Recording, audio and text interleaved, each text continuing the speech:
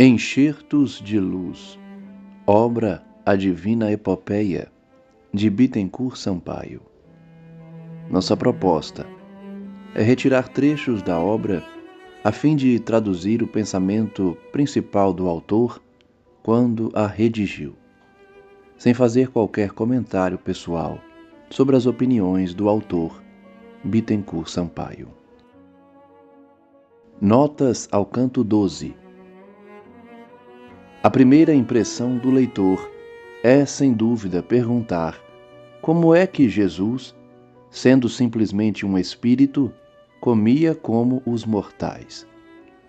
Nós lhe responderemos que ele não comia em realidade, mas somente na aparência, aos olhos dos homens. A comida, no momento de ser levada aos lábios, desaparecia pela ação dos espíritos prepostos que o acompanhavam, reduzindo-a a átomos imperceptíveis que entravam na massa geral dos fluidos da natureza. Minha comida é fazer a vontade só daquele que me enviou e completar-lhe a obra. O ato da mulher derramando perfumes preciosos sobre os pés de Jesus e enxugando-los com seus cabelos era uma homenagem prestada ao Senhor. Os discípulos, ainda cegos pela matéria, não compreendiam senão os fatos materiais. Os perfumes foram escolhidos para esta lição em virtude da sua natureza essencial, para dar a compreender que os sacrifícios a bem do espírito não devem ser somente de ordem material, mas também de ordem espiritual. O ato praticado por Maria, espargindo perfume sobre os pés de Jesus e os enxugando com seus cabelos, era um ato de amor e de desinteresse. Era o sinal de triunfo do espírito sobre a matéria. Jesus, falando dos pobres, não se refere especialmente àqueles que têm necessidades materiais, mas a todos os que estão em estado de inferioridade qualquer, que necessitam do apoio, do concurso, da proteção dos homens de boa vontade. Suas palavras se referem às condições dos espíritos inferiores em inteligência, com relação a outros, e assim, não somente aos que são materialmente pobres, mas ainda aos que o são moralmente e, sobretudo, intelectualmente. Em nosso planeta inferior e em vias de progresso, como noutro igualmente inferior, a pobreza material como a pobreza moral, constituindo provas, haverá sempre pobres de bens materiais, como pobres de bens morais, até que a seleção do joio e do bom grão esteja acabada. Quer dizer, a depuração da terra e de sua humanidade se tenha completado pela separação integral dos bons e dos maus. Convosco tereis sempre pobres, mesmo quando da terra a pobreza material como a pobreza moral hajam desaparecido. Qualquer que seja a depuração do nosso planeta, haverá sempre espíritos bons, purificados, porém menos avançados do que outros, quer num, quer noutro ponto. Esses são os pobres, intelectualmente falando, aos quais os ricos em inteligência, em saber, darão abundantemente do que possuam. Não devemos, portanto, esquecer que haverá sempre hierarquia, sob o ponto de vista intelectual, entre os espíritos, em ciência universal, quando mesmo tenham atingido a perfeição moral. A pobreza material não desaparecerá dentre nós, senão com todas as enfermidades morais de que temos de curar-nos renascendo continuamente. Assim, despojemo-nos de nossos vícios que derivam da carne, ou do espírito que deve dominar a matéria, porque talvez nós, os felizes de hoje, seremos os pobres de amanhã. O desaparecimento, a cessação completa da pobreza material, de modo que cada um viva largamente de seu trabalho, será um sonho, enquanto a nossa depuração moral não suavizar as nossas expiações futuras. As associações de caridade, os estabelecimentos de beneficência, os socorros prodigalizados são bons, porque provam o desejo de fazer o bem e de aliviar os sofrimentos alheios. Mas, sem desprezarmos os meios materiais, esforcemo-nos por socorrer o moral dos homens, e poderemos então dizer que a miséria material cessará em nosso planeta, quando a miséria moral tenha sido expelida dele, e quando os homens, prestando-se mútuo e esclarecido concurso, trabalharem todos na obra comum. Mas, quão longe ainda se acha esta era bendita para a humanidade na terra. Deem os ricos abundantemente aos pobres, levando cada um a essas associações o tributo das faculdades de que disponham, a fim de espalharem e desenvolverem a educação e a instrução morais e intelectuais, explicando e fazendo compreender aos homens o amor de Deus acima de todas as coisas, e do próximo como de si mesmo, o caminho e os meios de praticarem esse duplo amor. De praticarem, pois, pela liberdade na ordem e pela ordem na liberdade, a máxima de mutualidade, de solidariedade, de fraternidade, origem e regra de todos os direitos e de todos os deveres, um por todos e todos por um. E chegada a hora em que será glorificado aquele que vos fala, o Filho do Homem. Por estas palavras, Jesus se refere ao sacrifício do Gólgota, cuja hora estava próxima, e aos frutos que havia de dar, reunindo no presente dia então e no porvir, e sobretudo nos tempos da Era Nova que se abre diante de nós, todos os homens, judeus e gentios, sob a mesma bandeira que tem por divisa, amor e caridade, graças à moral pura que o Filho do Homem pregou e personifica pelos seus ensinamentos e exemplos. Nada existe no universo sem uma causa primária.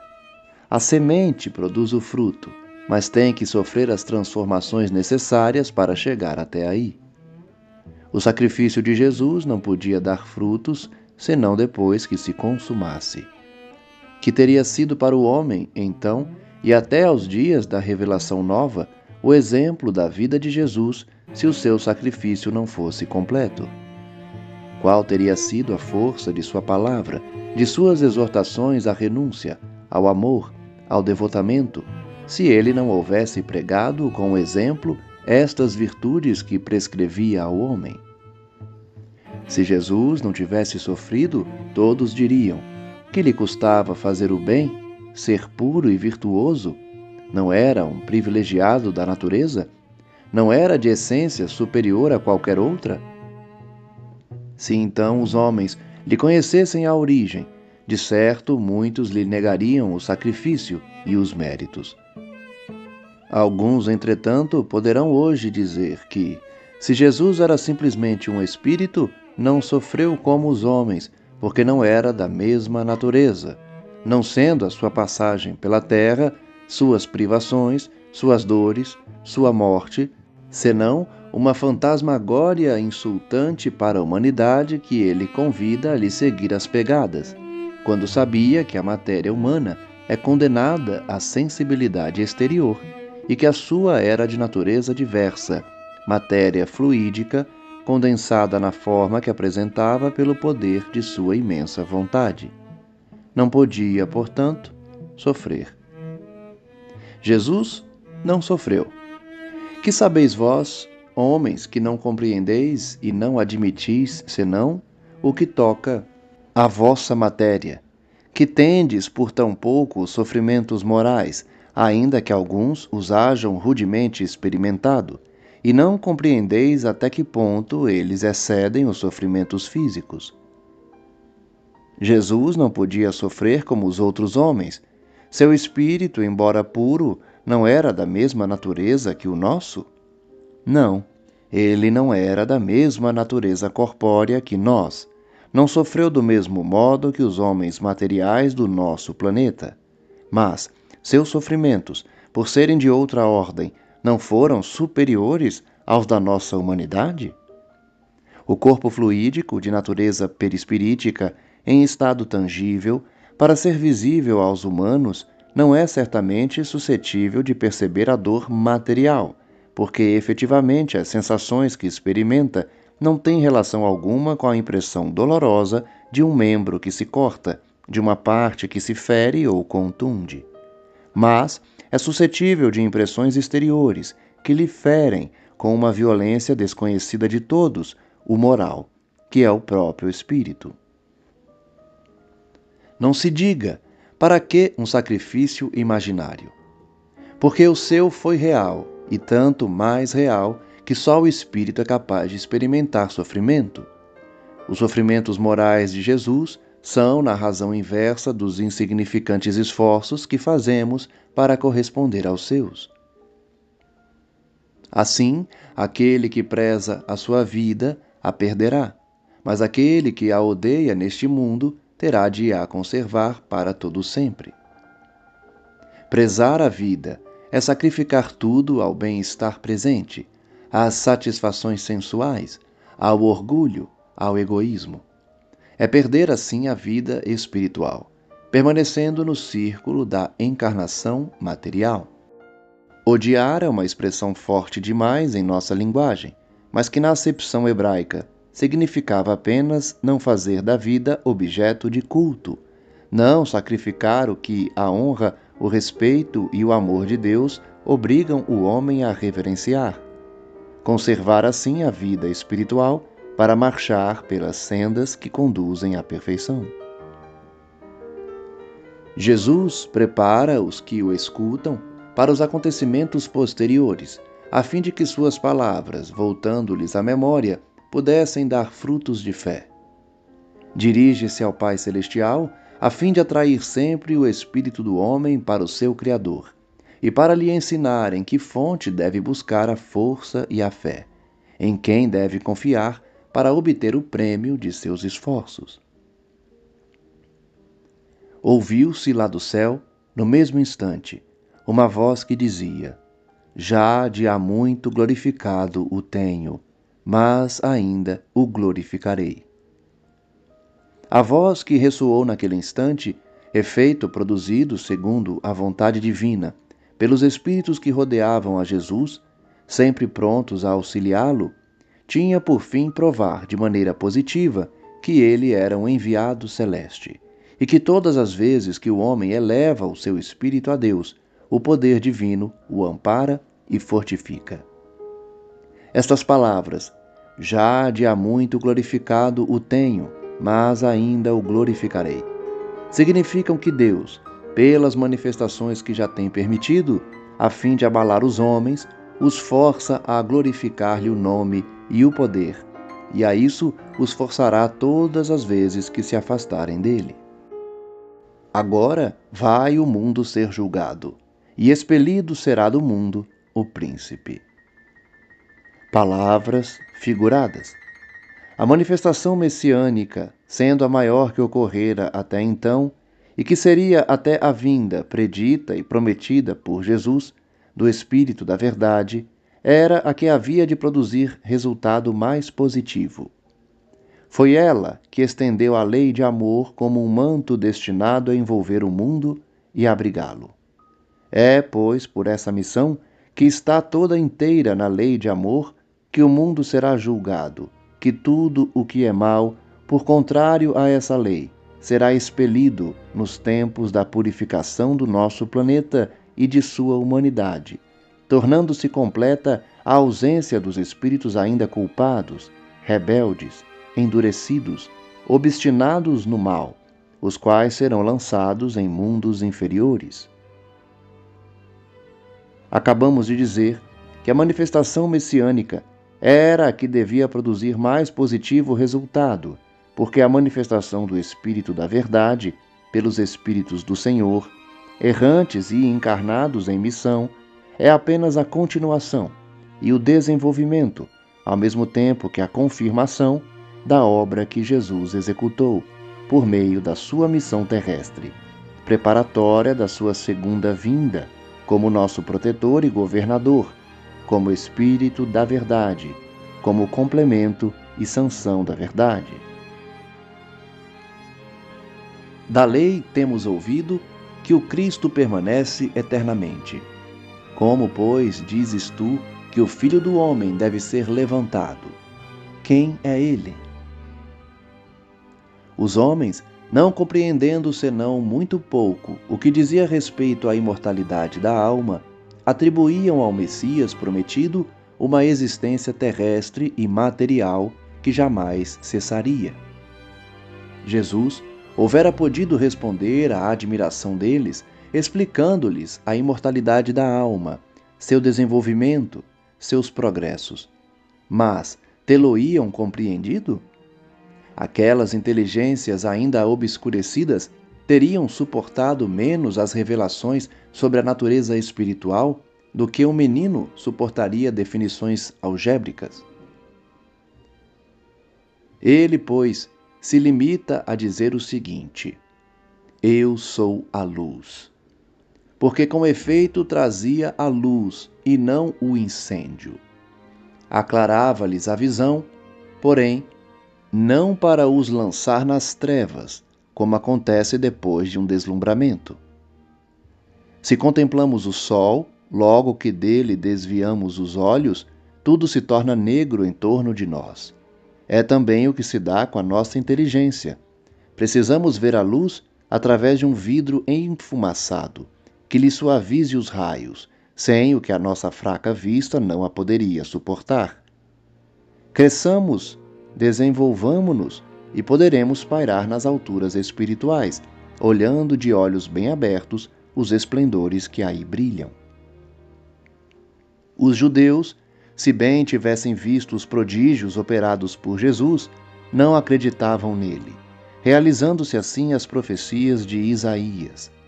Contudo, muitos senadores nele creram, mas, por causa dos fariseus, não ousavam reconhecê-lo publicamente, com temor de serem expulsos da sinagoga, porque, como diz o apóstolo do amor, amavam mais a glória dos homens do que a de Deus.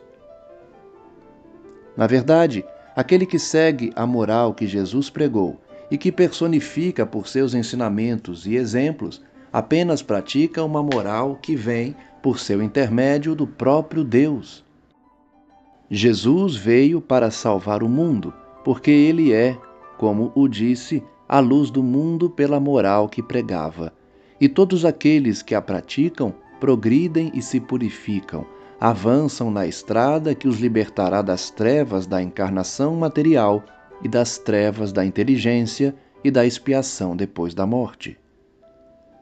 Veio regenerar a humanidade pelo ensinamento e exemplo de todas as virtudes, traçando a todos os homens, quaisquer que sejam, judeus ou gentios, o caminho, que os conduzirá pela prática da lei do amor, da justiça e da caridade, à fraternidade, e pela fraternidade, à unidade universal.